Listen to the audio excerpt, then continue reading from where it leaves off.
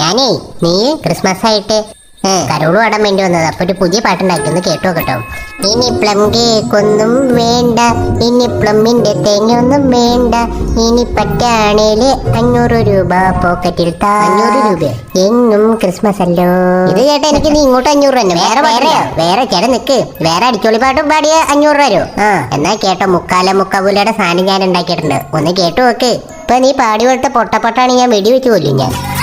1 2 3 4.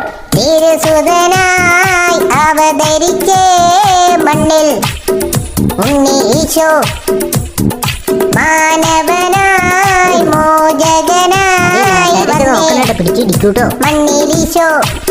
അടി ഒന്ന് നിർത്താൻ കയ്യിൽ സമ്മ